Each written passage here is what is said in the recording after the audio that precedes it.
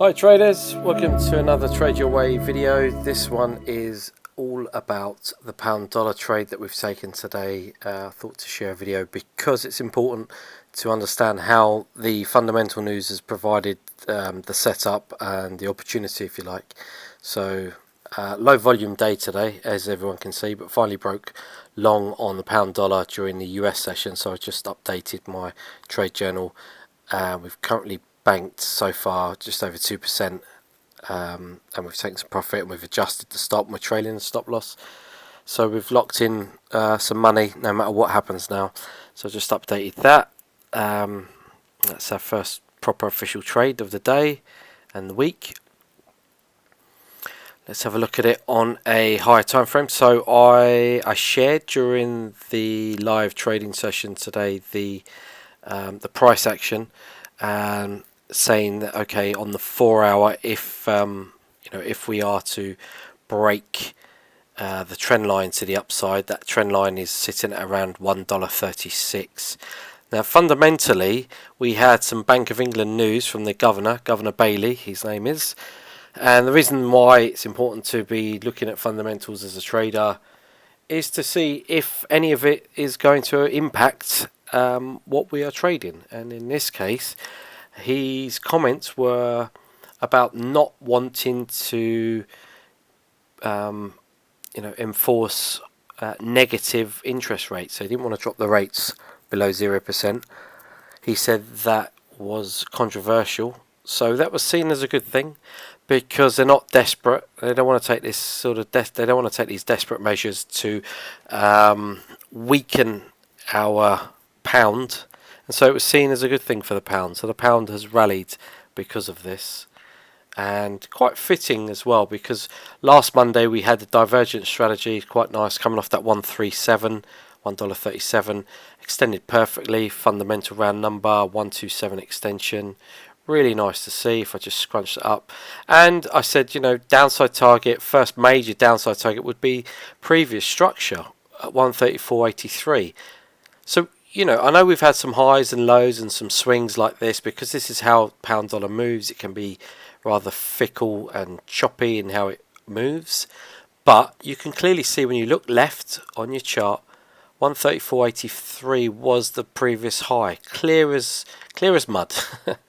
So that's why we were looking for a retracement back with our divergent strategy, because as you can see down here, we did have divergence again. That's very obvious to see. We had that with on the 4 hour and on the daily, so you see all that there. That's divergence, 3-wave divergence, which is good. So 1, 2, 3, they come in waves. The volume comes in waves, comes and goes. And just zoom in just to see how powerful the divergence can be. And there's a lot of traders out there that are not very patient, and they will try and call tops and bottoms, and this is why we have a strategy for that. And so the strategy allows us to accurately, or more accurately, identify a top or a bottom, and in this case correctly so, identify a top here and know when it was time to short. And 137 was the high, and we shorted at 136.70, so pretty decent with a 35 pip stop loss.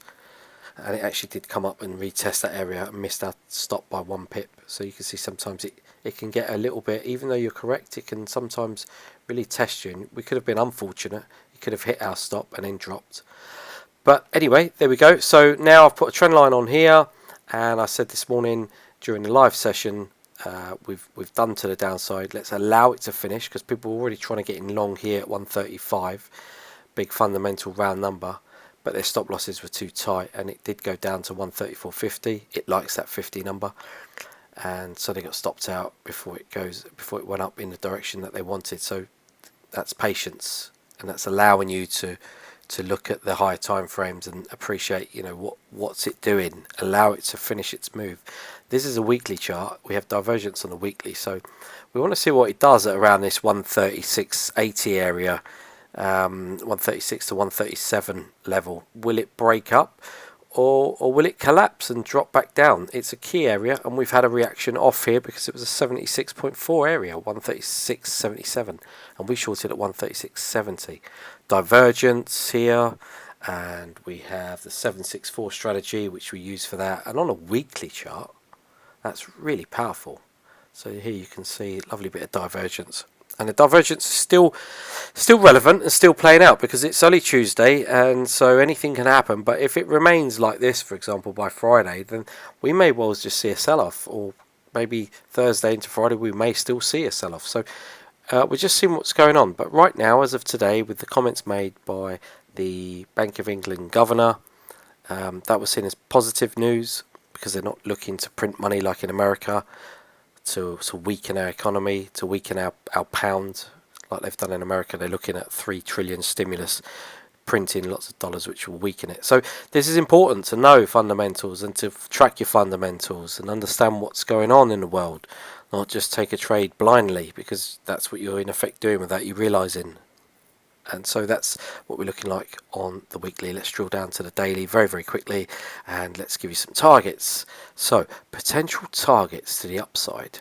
Right, well, so on the daily, all these white candles are suggesting that we are just trading with thin volume. And I think if anyone's been looking at the markets yesterday and into today, particularly on the pound, you can see that the volume's not that great, is it? I mean, there's not really much happening, but we've had this pullback. Previous structures being tested.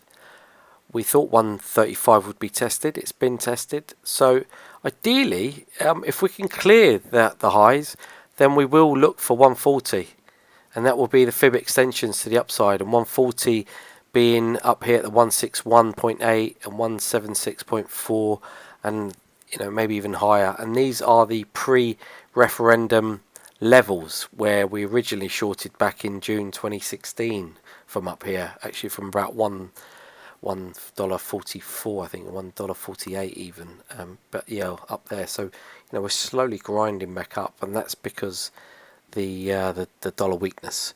So interesting to see what happens. We've got a red candle, a red arrow to suggest that we are overextended down here with our OBS, our overbought. The stochastics are saying overextended. So will it curl back down tomorrow? Will we see a bit of a drop? It remains to be seen. But that's why I taken some profit. So let's have a little look at the 1 hour very, very quickly. So the 1 hour just said, okay, we're testing 136 area, so 61.8. And we had the first pump, which was about 50 pips or so this morning after the comments, and then we consolidated. And really the ideal entry should have been about maybe $1, around 135.80, but I just waited because this is what I was seeing, just hour after hour of just dead price action. And it wasn't until this afternoon I thought, let's see what the US does. US session came, provided a lot more traders, a lot more fresh money come in, and we had this burst. Now to see that on an hour, you don't really see it.